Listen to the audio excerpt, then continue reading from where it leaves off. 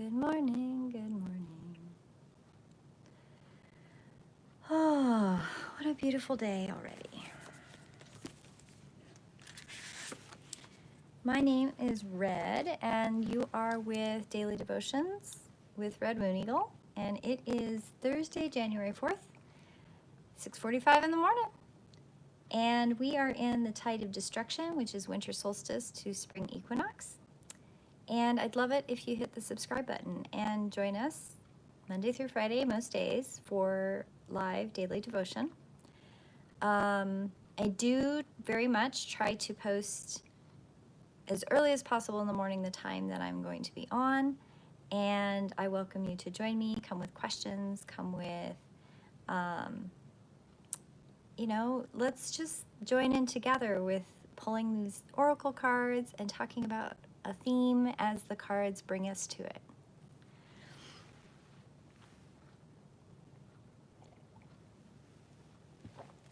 So I'm going to start with the self-care card today. Deep breathing. The mantra is, when I stop to take a deep breath, I clear my mind and lead with love. Tap into your breath and watch how quickly your mood and circumstances can shift to a more positive state, one intentional breath at a time. Sometimes taking a few deep breaths can be the most potent medicine and allow you to come into the present moment with a fresh perspective. Journal prompt. If you stop to take a deep breath before responding to challenging situations, what do you think the impact on your life would be? It's a really nice journal prompt. Today's animal is the lamb. This is such a pretty card. Peaceful, prophetic, and patient. Lamb is the bearer of an important message. Its content can only be heard when a deep level of quiet has been established. Lamb energy is the honest guidance you hear from an old friend, a young child, or sometimes a surprising stranger. Though the lamb's message may channel through another person, the wisdom resonates within you. It will repeat and reverberate until you listen. Approach this gentle creature with utmost patience and reverence. Truth is a gift. Sit still, listen, and receive. When in balance, knowingness, inner peace. When out of balance, quiet, timid, concerned. To bring into balance, meditation and listening. Are you going to sit with us today?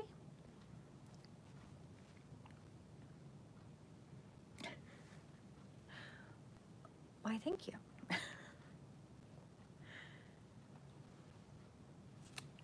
Okay, so lamb is peaceful, prophetic, and patient. Messages of deep quiet.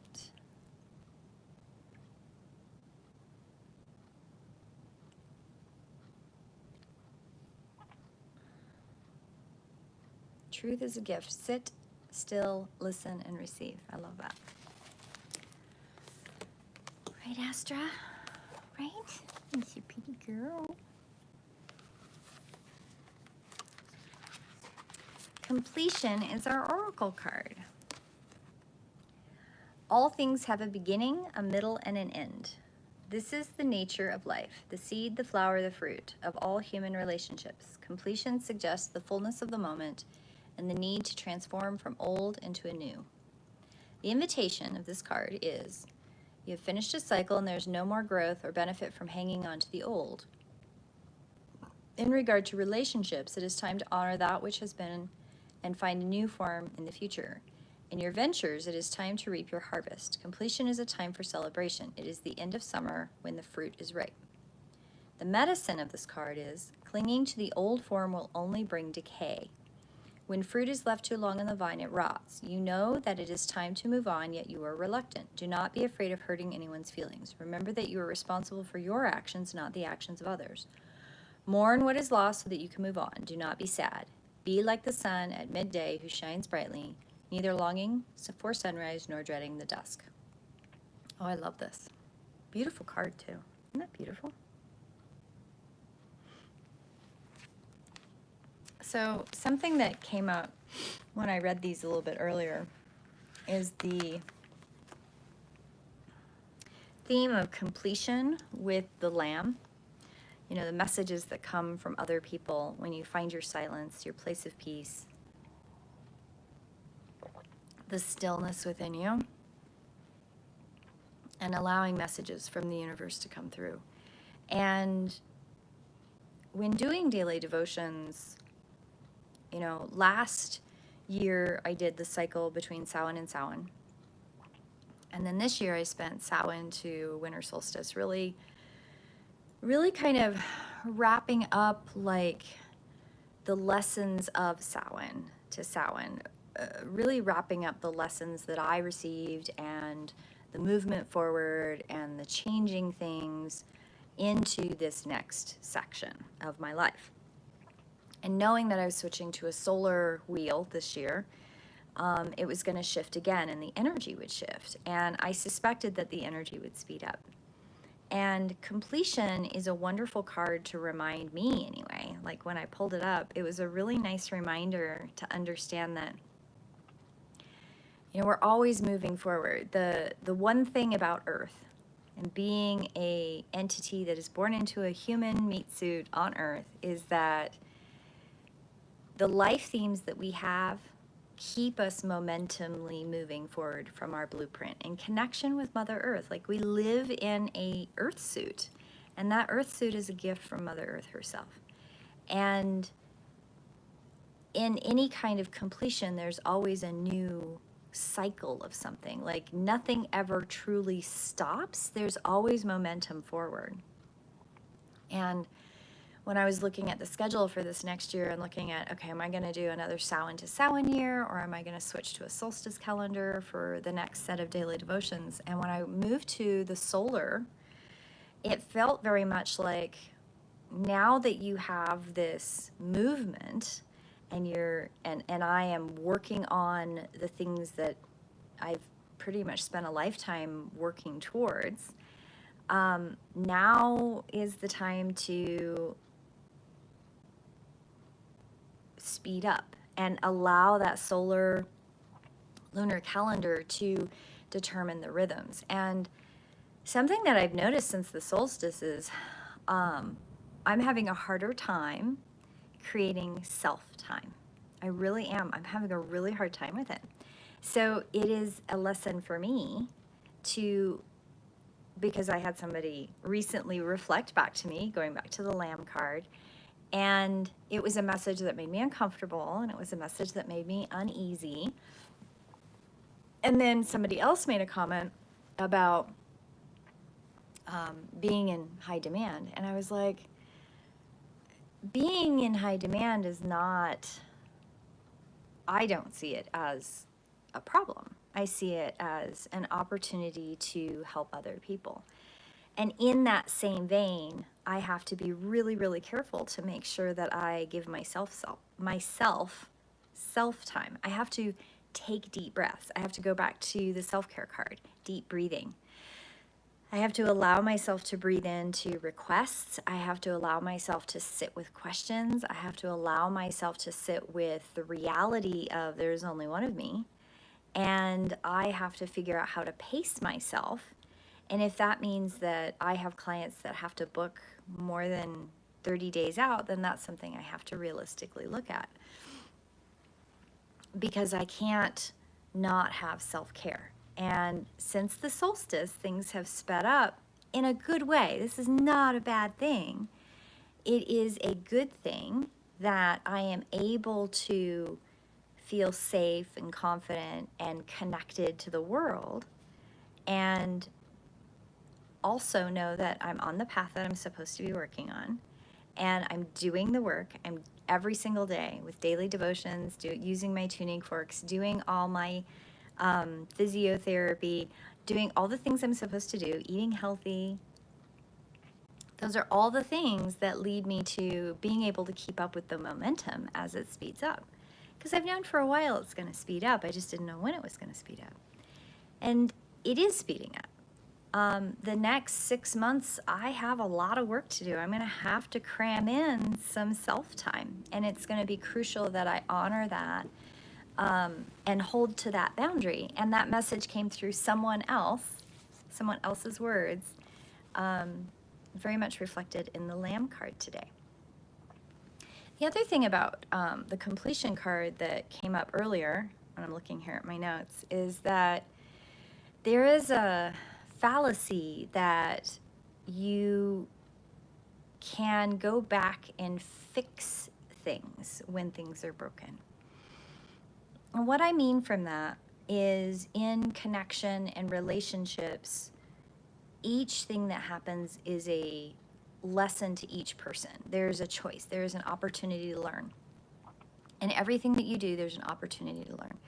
And my dad used to say this all the time. And one of the things that I loved about Papa was that his wisdom was in small words.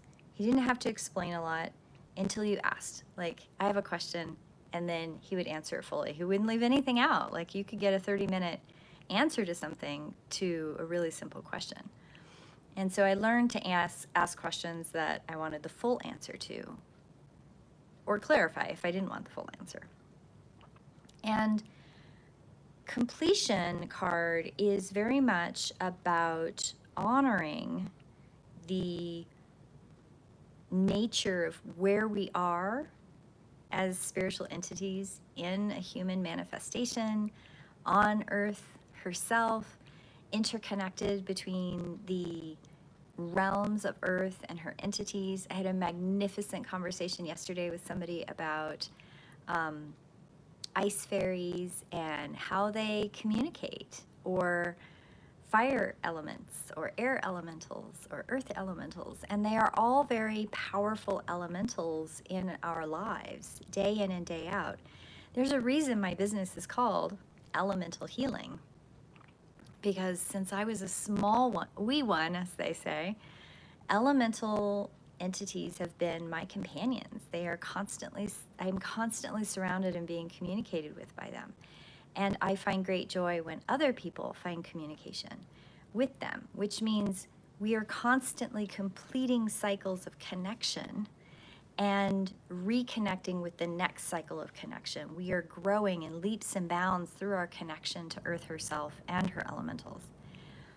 And with that, several times yesterday, a conversation came up, as well as day before yesterday, as well as last week and the week before last, is that there is a call going out that's quite strong. And it has to do with becoming more involved with our world, with our human world, not just with our elemental world. I mean, I talk about, magical creatures, and I talk about the philosophies of self-care and breath and food and water and sleep and rest, and these themes that come up over and over and over again. And one of the ones that I've stayed away from on Daily Devotion is the community connection. I mean, I do talk about it, but I don't talk about what and how to do that, because I don't know what's good for you versus good for others. And that's something that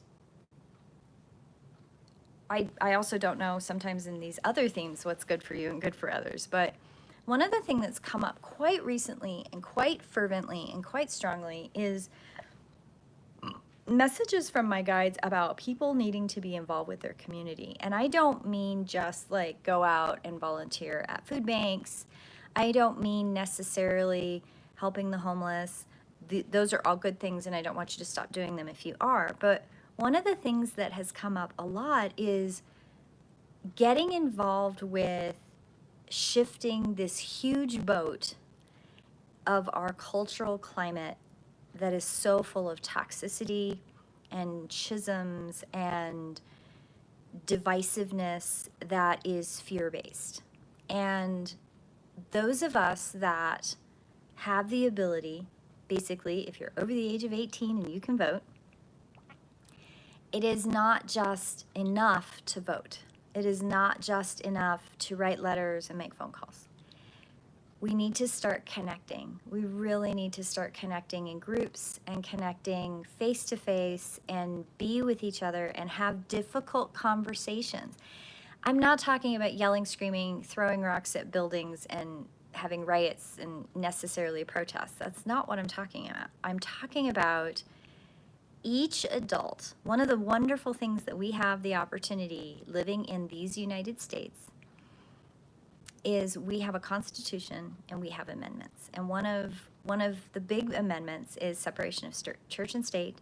And we all have over the amendment cycle of the United States, women have been given the right to vote, which we should have had to begin with. And we have the ability to communicate and become involved.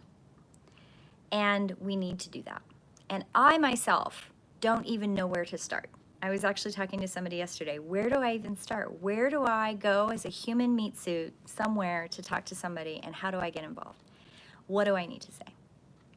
And the completion cycle card is very much about, instead of looking back at, oh, this person was elected and what a terrible thing they did, and look at all the things that have changed in the last couple years, and look at all of the horrible things that have happened in our society since 2016, because there's a lot of stuff that's happened. Or even go back to the 80s, or go back to the 70s, go back to the 60s, go back as far as you want to go. You can belinger the past all you want to. But tomorrow is an opportunity. And we all have tomorrow as an opportunity. You might choose to take an exit point, not be here tomorrow. That is a choice. But those of us that are choosing to be here have the opportunity for tomorrow. And it's something that's come through my guides, it's come through other people's guides and readings, it's come through weird messages from the universe, it's come through people showing up at my door in the off season. Like, normally people don't knock on my door after like November. It's coming through multiple facets of the universe trying to communicate through and say, hey, everybody needs to have this message. You can be involved, and you should be involved. Whatever your level of involvement is, needs to be at your level of comfort. But we all need to speak our voice and use our voice. The louder we cry, the more that we do, the better that change will be. Because unfortunately, when you have a whole bunch of null voids and people that are stuck in karma making laws, they're going to make laws about fear, and they're going to be involved in stuff that creates chaos for somebody else, and there will continue to be the fear-mongering caste system that we no longer need in our world. Excuse me. So get involved. Find a way to be involved. Find a way to have your voice heard, and find a way to bring us out of this fear-mongering paradigm. The cycle of completion is clear. We don't need to live in that cycle of fear. We don't need to have fear and oppression and subjugation and separation anymore. All of us have a right to be involved. All of us have a right to say, I would like to run for office. I want to vote. And you should have a right to do that without spending millions of dollars, without having lobbyists clamor for you, or having people blacklist you, throw mud at you, whatever. A kooky person should have the right to say, I'd like to run for office. I'd like to serve my government. And then walk away from it and go do something else if you want to. It should be very much a citizen-led process. But to be a citizen, you have to understand the laws. So go study. Go visit some YouTube channels. There's some amazing YouTube channels on what citizen activist is, what a citizen means to in a federalist republic. There are some amazing educational opportunities that you can have that are free on the internet to learn how to be involved and be a regular person and be involved. You don't have to have millions of dollars. You don't have to win a popularity contest, though it is a popularity contest, right? A vote, getting votes is a popularity contest. But am I going to vote for the person that is all shiny and pretty and looks nice, or am I going to vote for somebody who has integrity, authenticity, and is really trying to do the right thing? That's how I vote. That's how I'm involved. But we can all do more. And I'm planning on trying to figure out how to do more. And the completion card with the lamb, I've had that message come through several times. But I'm going to take a lot of deep breaths, and I'm going to use my journaling today to really figure out how and what I can do to be involved. We all have the responsibility to participate. You have to participate in your own life. One of the whole points of getting a download Getting your blueprint download is to say, I no longer want to have life happen at me. I want to be an active participant. Well, it's the same thing with community and citizenship. You can choose to walk through your life and never participate. That is a choice. But if you complain about it, you have made that choice. You've created that paradigm. So step up. Find a way to step up and find a way that feels comfortable to you. Have a beautiful day, my friends, and I will see you in prayer. I wish you a blessed day in research. Your journaling prompt for today, according to this card, is if you stop to take a deep breath before responding to a challenging situation, what do you think the impact on your life would be? Take a nice deep breath all the way from your diaphragm and have a blessed day, and I will see you in prayer. Blessed be.